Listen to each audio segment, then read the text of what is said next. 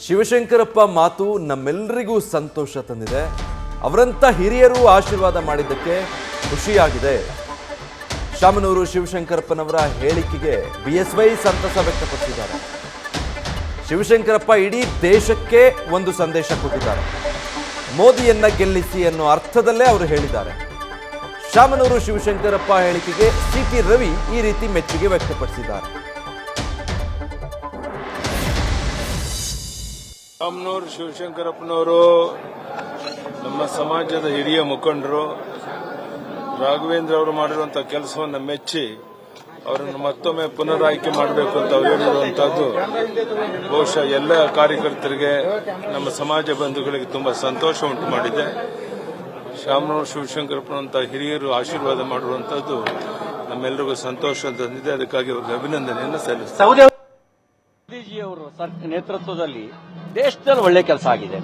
ಶಾಮನೂರು ಶಿವಶಂಕರಪ್ಪನವರು ಶಿವಮೊಗ್ಗದ ಮೂಲಕ ದೇಶಕ್ಕೊಂದು ಸಂದೇಶ ಕೊಟ್ಟಿದ್ದಾರೆ. ದೇಶದ ಹಿತದೃಷ್ಟಿಯಿಂದ ಮತ್ತೆ ಬಿಜೆಪಿ ಸರ್ಕಾರ ಬರಬೇಕು ಅನ್ನುವಂತ ಸಂದೇಶ. ಅದು ರಾಜ್ಯದ 28 ಲೋಕಸಭಾ ಕ್ಷೇತ್ರಗಳಲ್ಲಿ ಆ ಮುತ್ಸದ್ದಿಯ ಮಾತನ್ನ ಕೇಳಬೇಕು, ಬಿಜೆಪಿನ ಗೆಲ್ಲಿಸಬೇಕು. ನೋಡಿ, ನನ್ಗೇನಂದ್ರೆ ಅವರೊಂದು ಸಂದೇಶ ಕೊಟ್ಟಿದಾರಲ್ವಾ, ಒಳ್ಳೆ ಕೆಲಸ ಮಾಡಿದ್ರು ಅವ್ನು ಗೆಲ್ಸಿ ಅಂತ.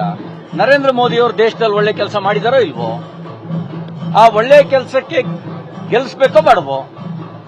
ಶಿವಮೊಗ್ಗದಲ್ಲಿ ಸಂದೇಶ ಹೇಳಿದ್ರು, ಒಳ್ಳೆ ಕೆಲಸ ಮಾಡಿದ್ರು ಅವ್ರನ್ನ ಗೆಲ್ಸಿ. ದೇಶದಲ್ಲೇನೆ ಮೋದಿ ಅವರು ಒಳ್ಳೆ ಕೆಲಸ ಮಾಡಿದ್ದಾರೆ, ಮೋದಿ ಅವ್ರನ್ನ ಗೆಲ್ಸಿ. ಮೋದಿ ಅವರನ್ನ ಪ್ರಧಾನಿ ಮಾಡಬೇಕು ಅಂದ್ರೆ ಕಾಂಗ್ರೆಸ್ಗೆ ಓಟ್ ಹಾಕಿ ಪ್ರಧಾನಿ ಆಗಕ್ಕಾಗತ್ತಾ? ಬಿಜೆಪಿಯ ಕಮಲದ ಹೂವಿನ ಗುರುತಿಗೆ ಓಟ್ ಹಾಕಿದ್ರೆ ಮಾತ್ರ ಮೋದಿ ಅವರು ಪ್ರಧಾನಮಂತ್ರಿ ಆಗ್ತಾರೆ.